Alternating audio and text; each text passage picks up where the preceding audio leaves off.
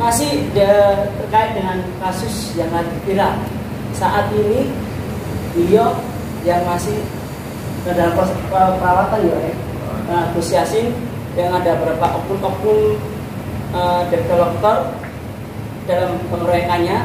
Dan kebetulan saat ini di media ada tayangan sangat khusus dan eksklusif. Kita didampingi dengan FPPI, tim advokasi, dan kebetulan hadir pula salah satu anak korban. Kita akan coba tanya-tanya. Mas, mohon izin terkait dengan bergulirnya kasus saat ini dan apa harapan Anda?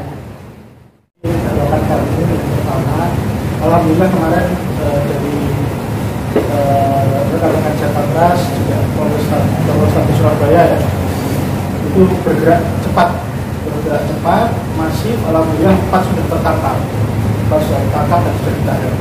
Harapan kami adalah semoga yang lainnya juga segera ditahan, karena bukan hanya 4 saja.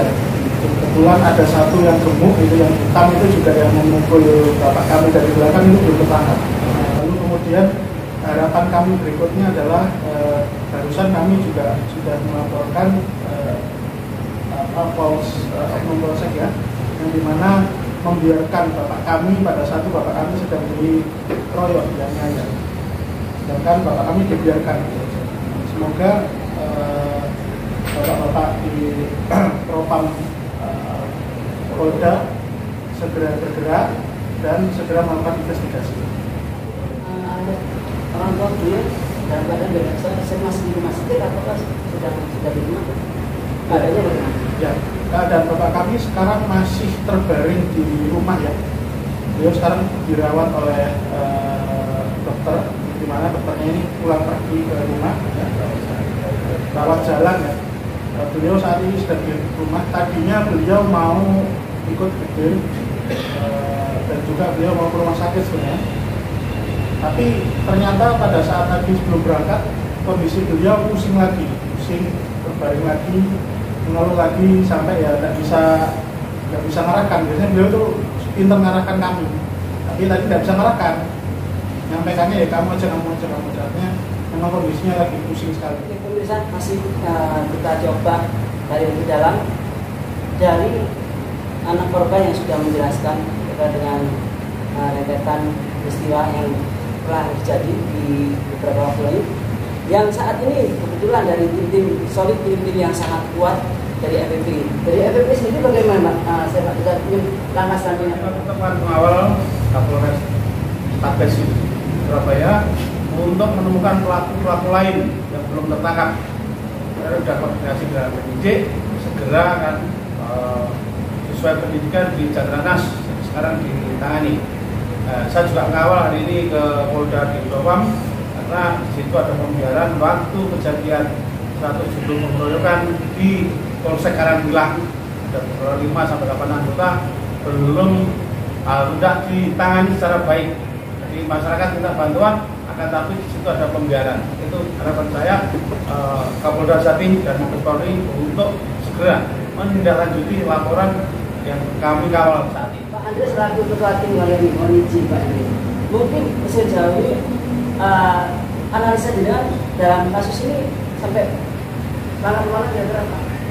Kami apresiasi ya, terutama kepada pihak Polrestabes Surabaya dan jajarannya sudah bergerak cepat atas laporan yang telah dibuat terkait aksi pengeroyokan dan pemukulan dan penganiayaan ya yang diduga dilakukan oleh oknum kolektor. Kedua, kita tetap mendesak dan minta agar pelaku-pelaku yang belum tertangkap itu juga akan segera dilakukan nanti proses hukum dan penangkapan ya. Dan kita kawal sampai proses ini ke persidangan berikutnya ya, proses hukum berikutnya.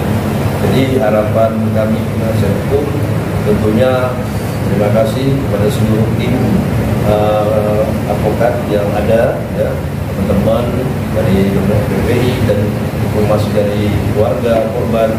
Ini akan membuat kasus ini biar berjalan dengan baik, karena stop kekerasan yang sudah terjadi terutama kepada advokat ya, ini juga menyangkut marwah advokat, karena salah satu korban ini adalah berfungsi sebagai advokat. Jadi officium nobile itu harus jalan. Jadi Itu harapan kami dari tim kuasa hukum. Dari saya ketua Kepala Divisi Hankam FPI. Begini kami sampaikan kepada Bapak Kapolri lah, situasi kinerja institusi Bapak itu mohon maaf seperti ini. Kasus pengeroyokan oleh advokat atau kolektor, berapa banyak advokat yang harus kumpul, berapa banyak tim yang harus mengawal. Ini artinya rantai komando di tempat Bapak itu sangat keras. Mestinya otomatis ketika terjadi pengeroyokan di lokasi kejadian, polisi kasih. Ini tidak ada apa, pertanyaan kami cukup besar di sini. Nah, ini mohon maaf Bapak Kapolri, ini biar institusi yang kami harapkan, yang bisa kami banggakan, benar-benar bisa kami banggakan. Tekankan bekerja secara profesional, jaga integritas sesuai jargon dari Bapak Kapolri, presisi. Kami kira itu saja harapan kami kepada Bapak Kapolri. Terima kasih.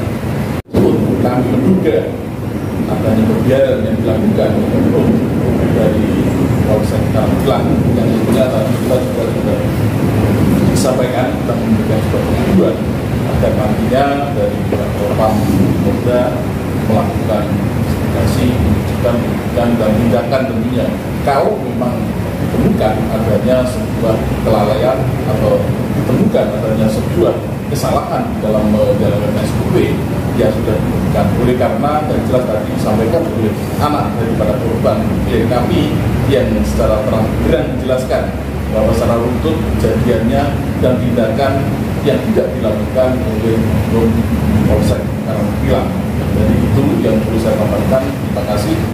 Kami hanya menambahkan bahwa apa yang disampaikan Pak kami, wakil kami, kami. Satu lagi yang perlu kami tegaskan bahwa setiap organ negara itu sama kedudukan dalam hukum.